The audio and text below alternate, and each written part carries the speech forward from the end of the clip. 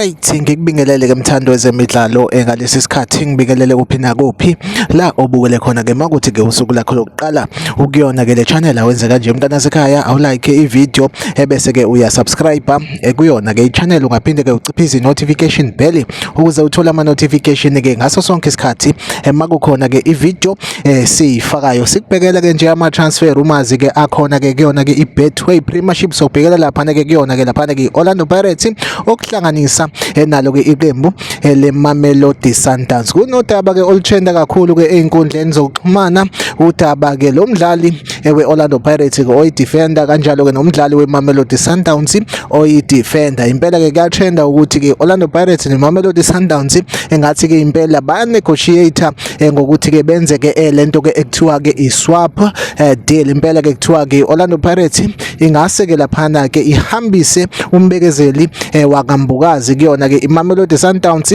since ke iMamelodi Sundowns idinga ukuthi ke iqinise laphana ke i-defense since ke laphana ke idlala ke yona ke imidlalo yayo ke laphana ke i-CAF Champions League. Kuthiwa impela ke iMamelodi Sundowns bese ke yona ke iletha ke laphana ke uLucas Suarez wayo ke laphana ke iMamelodi Sundowns i-defender ke leli elingafuni lutho laphana ke emumva yena ke laphana ke uSuarez impela ke kuthiwa ke ngase ke ayo kuthiwa ke impela ke ngase ke kwi-Orlando Pirates then ke laphana ke Orlando Pirates bese ihambisa ke laphana kumbekezeli imbukazi ekuthiwa ke laphana ke i-TLB kuyona ke laphana ke iMamelodi Sundowns. Izona indaba ke ezitrendayo lezo ke einkundleni zokuxhumana kakhulukazi ke laphana ke uFacebook esinganaso isiqiniseko sokuthi ke ngabe ke ziyiqeliso yini okanye ke zingamanga. Bhala ke comment section ungitshela ukuthi wena ngabe ke uzwe kanjani ngalapho ongakhona. Like ivideo, usubscribe kwi-channel, uphinde uciphize notification bell.